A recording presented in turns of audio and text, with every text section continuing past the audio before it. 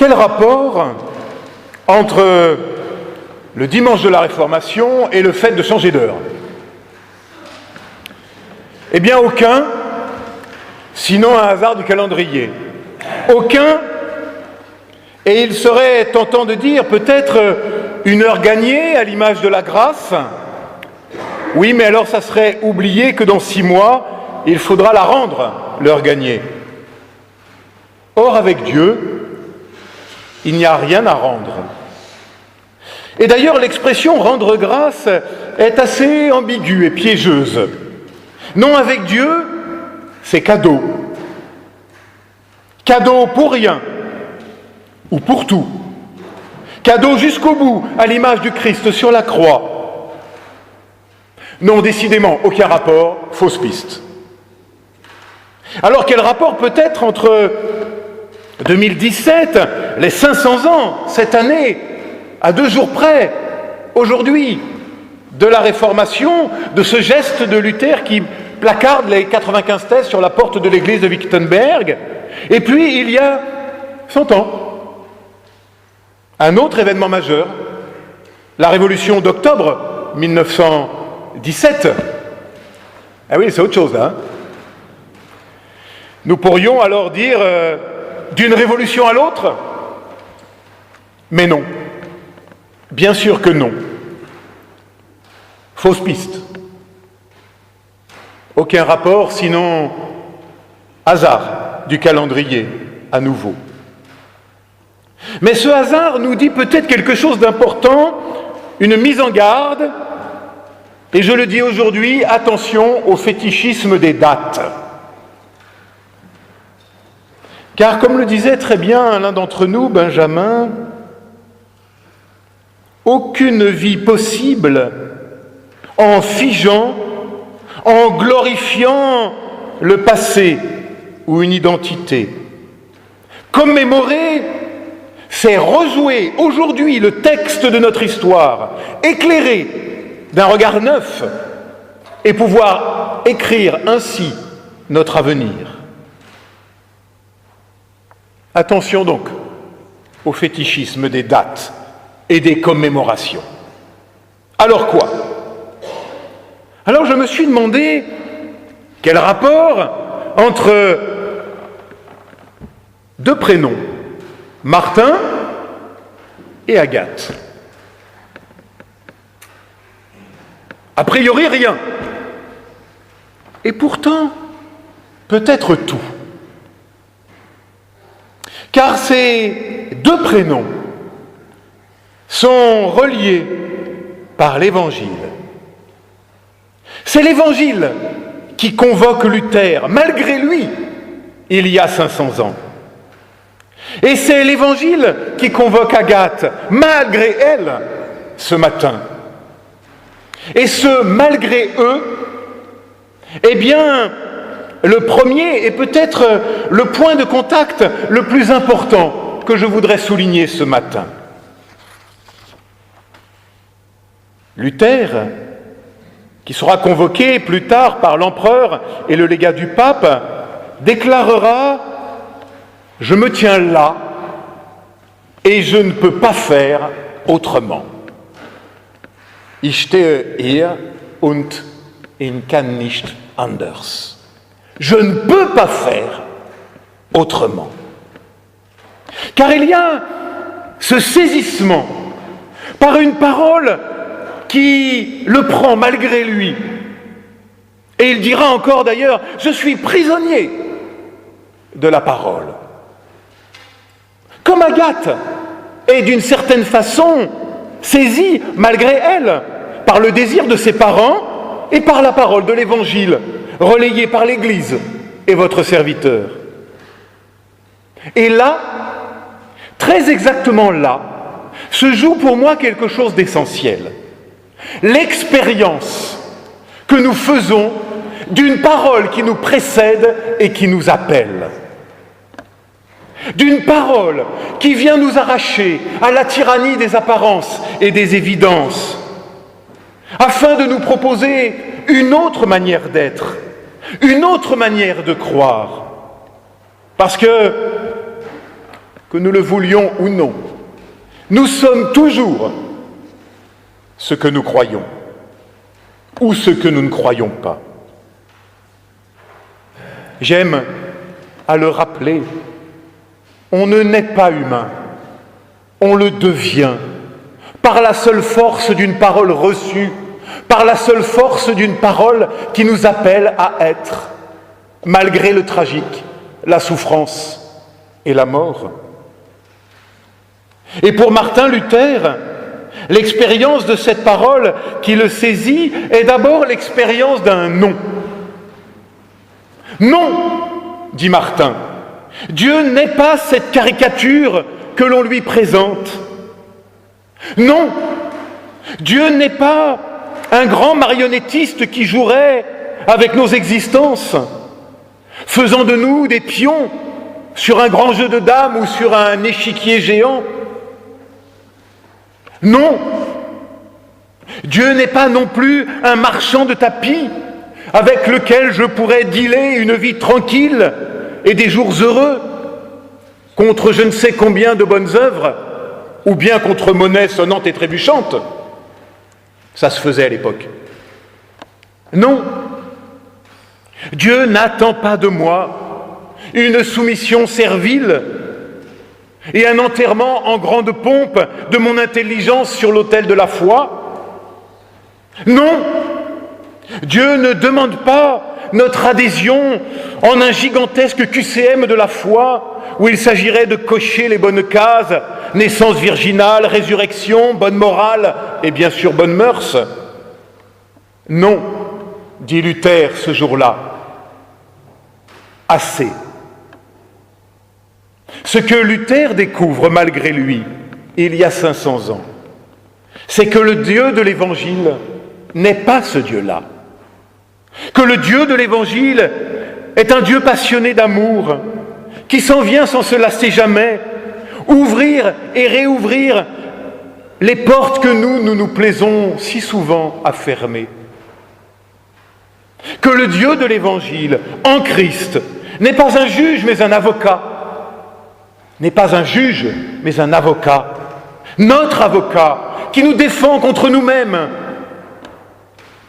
Que le Dieu de l'Évangile n'est pas un doigt accusateur pointé sur le monde, mais une main tendue, ouverte au monde, afin de le relever et de le remettre en route, et cela sans se lasser jamais.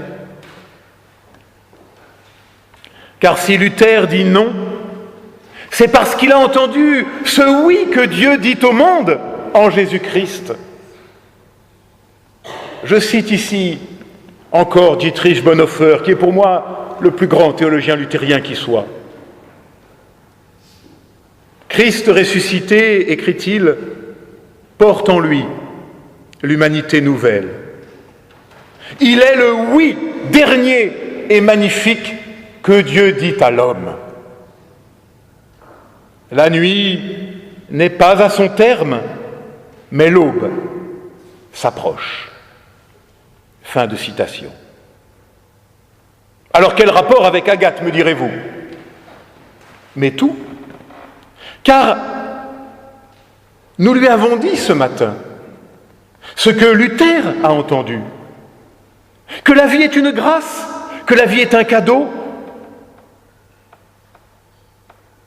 que Dieu veut cela pour elle, que la nuit, c'est vrai, n'est pas à son terme, mais que l'aube s'approche déjà. Car bien sûr, il y en a, et il y en aura encore des nuits dans la vie des hommes. Bien sûr, il y en a, et il y en aura encore des nuits dans la vie d'Agathe. Mais l'aube s'approche. Et rien n'a puissance d'arrêter sa venue. Voilà la bonne nouvelle.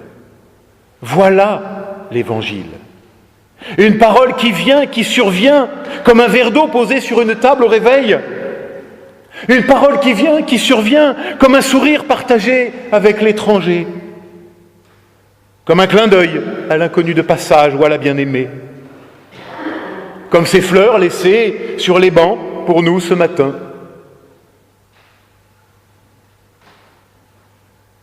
Le point commun qui relie à jamais désormais Agathe et Martin, c'est la parole de l'Évangile. Alors revenons au texte, à notre texte de ce matin. Alors autant vous l'avouer, si j'avais dû choisir des textes bibliques pour ce matin, je n'aurais pas choisi cela. Mais justement, ils sont là. Et j'ai dit que nous étions toujours précédés par une parole. J'aurais surtout pas pris ce texte d'Évangile. Trop évident, trop rabâché, trop piégé. Et pourtant,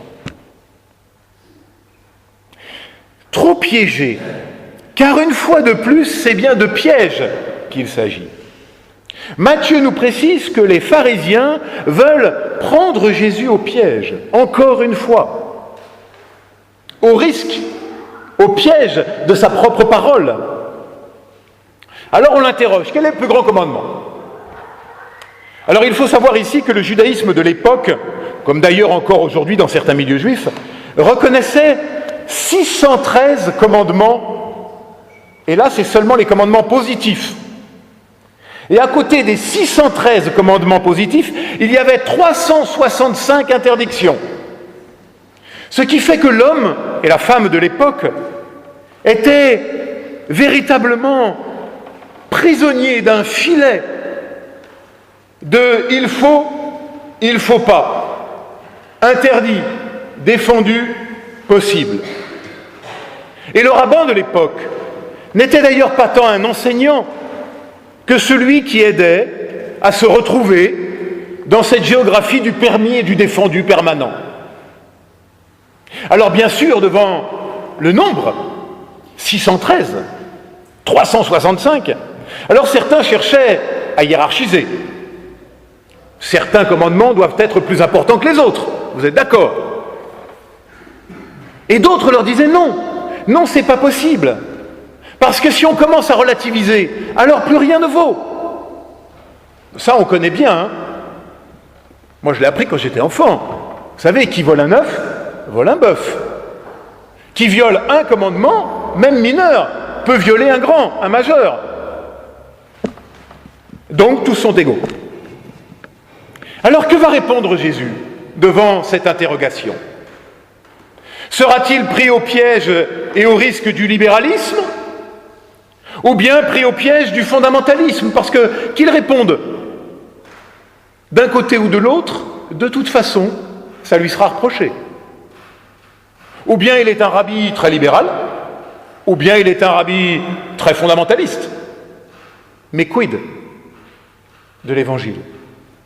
Quid d'une parole qui nous libère ? Alors la réponse du Christ va d'abord opérer un premier déplacement. Il reprend un commandement, celui que tout juif pieux récite plusieurs fois par jour dans la célèbre prière du Shema Israël.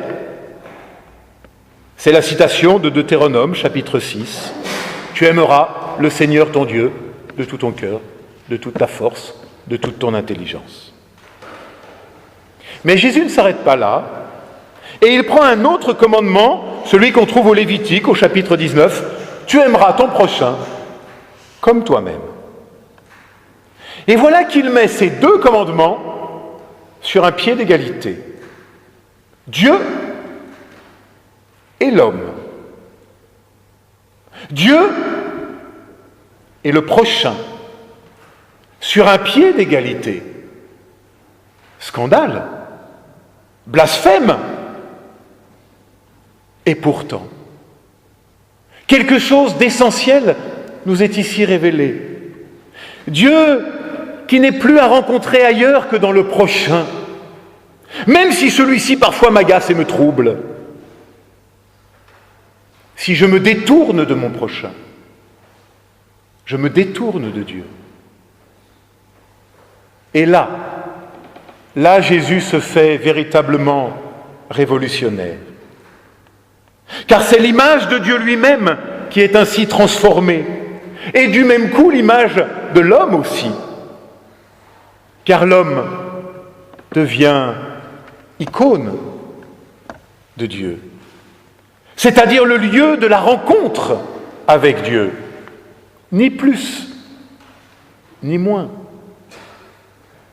Luther l'a bien compris, qu'il dira « Ne cherche pas Dieu au ciel, mais là, sur la terre, dans la rencontre avec tes frères et tes sœurs. »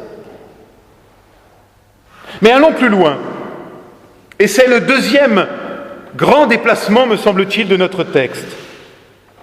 Jésus fonde ce double commandement, aimer Dieu et le prochain, et en fait la clé de lecture. Les philosophes et les théologiens diraient la clé herméneutique de tout le reste.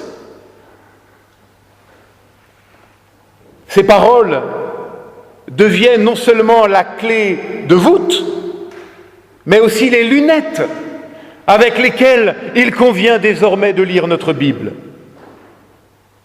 Et Luther reprendra et fera rebondir cette clé de lecture en l'appliquant à celui-là même qui la prononce. C'est désormais, pour le moine de Wittenberg, le Christ lui-même qui sera la clé de voûte et la clé de lecture et la clé d'interprétation de toutes les Écritures, de toute la Bible, de toute la vie et de toute la foi. Et cela est véritablement libérateur, car c'est la barrière et le remède devant tous les risques de fanatisme, de fondamentalisme, de littéralisme qui ne cessent de ravager l'Église, les Églises, et pas seulement les Églises, d'ailleurs, les autres traditions. Luther qui s'écrira « Si nos adversaires recourent à la Bible contre le Christ, nous opposerons le Christ à la Bible. C'est le Christ qui est le Seigneur de la Bible, comme il l'est de toutes ses œuvres. Tu presses l'esclave, c'est-à-dire le texte, sa lettre, dit Luther. Cet esclave, je te le laisse, je te l'abandonne. Moi, je me tiens près du Seigneur, qui est le roi, le Christ. » Fin de citation. Le Christ, comme clé de lecture. Ce double commandement comme clé d'interprétation de tout le reste. Une clé qui tient donc finalement en quelques mots, aimer Dieu et le prochain. Mais surgit alors l'ultime question, la redoutable question. Qu'est-ce qu'aimer ? Qu'est-ce que ça veut dire, aimer Dieu ? Qu'est-ce que ça veut dire, aimer son prochain d'ailleurs ? Et ici, il me semble qu'un ultime piège nous guette, nous, cette fois, celui des mots et du sens des mots. Car aimer ici n'est pas le lieu du sentiment, de la passion et encore moins d'un tombé amoureux. Freud tombe dans le piège lorsqu'il déclare « mais on ne peut pas aimer sur commande ». Et on ne peut pas aimer tout le monde. Et il se séparera de l'Écriture, bien sûr, mais il n'a pas compris que ce n'était pas de cet amour-là dont il était question. De quoi parlons-nous ? Alors il nous faudra peut-être toute une vie pour tenter de comprendre ce qu'est l'amour dans la bouche de Jésus. Et je n'ai pas l'idée saugrenue de vouloir tout vous résumer maintenant. D'ailleurs, il faudrait que je le maîtrise moi-même, ce qui n'est pas le cas. Mais je voudrais vous confier, pour terminer, une piste pour ce matin. Et pour cela, il me faut faire un petit détour par le grec, qui est la langue du Nouveau Testament. Le grec connaît 3 mots que nous pouvons traduire par aimer. Eros, philein, philéo et agapé. Alors Eros, c'est l'amour passion, l'amour pulsion. Ce mot n'est jamais employé dans le Nouveau Testament. Philein, philéo, alors c'est l'élan vers le bien, le beau, le bon, ce qui est noble. C'est aussi l'amitié. Et ce mot apparaît dans le Nouveau Testament, dans la bouche de Jésus, lorsqu'il parle de nous, qu'il appelle ses amis. Mais le mot le plus souvent employé, le mot que nous trouvons à chaque ligne quasiment, ce mot qui est traduit là par aimer, c'est agapé en grec. Et agapé, ce n'est pas la passion, ce n'est pas la pulsion, ce n'est même pas le sentiment. C'est une manière d'être dans l'accueil à ce qui vient, à ce qui survient. L'agapé,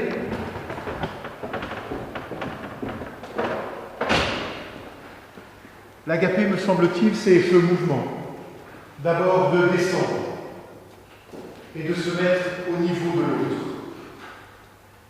Et puis, l'agapé, c'est ce geste que l'on fait lorsqu'un petit enfant de 11 mois, 12 mois, 13 mois, c'est selon, fait ses premiers pas. Que faisons-nous alors?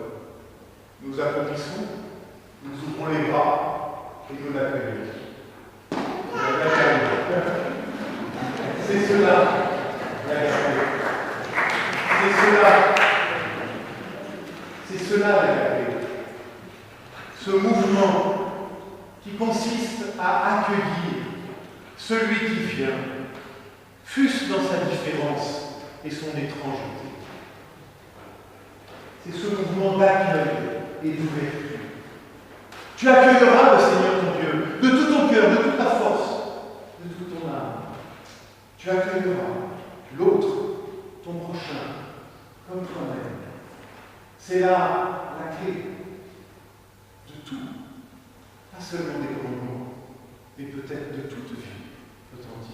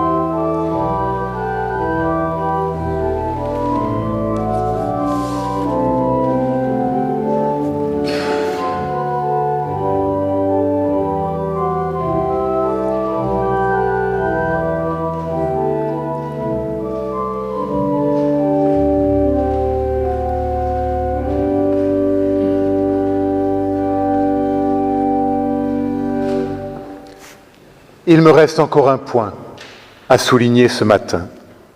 L'ultime point commun entre Luther, il y a 500 ans, et Agathe. J'ai commencé par cela, un prénom. un simple prénom, Martin, Agathe. Martin était tout seul, un petit prof de théo d'une petite fac bien éloignée de Rome.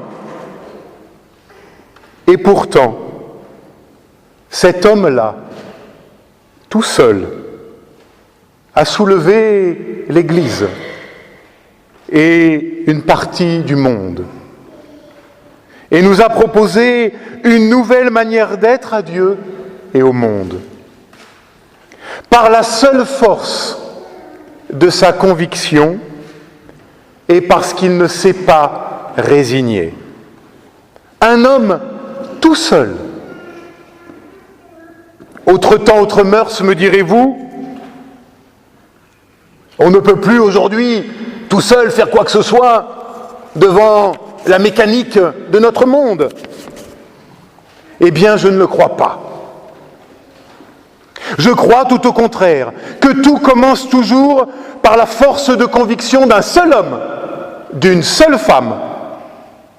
Et c'est cela qu'il faudra transmettre à Agathe et lui dire et lui redire, petit bout de femme, tu es plus grand que tu ne le crois, car une parole te fonde et te précède, une rencontre t'attend et t'espère. Ne te réduis jamais à tes échecs et à tes errances. Ne crois pas les prophètes de malheur et de mort, car moi, dit Dieu, je t'ai appelé par ton nom. Je fais de toi mon enfant. Amen.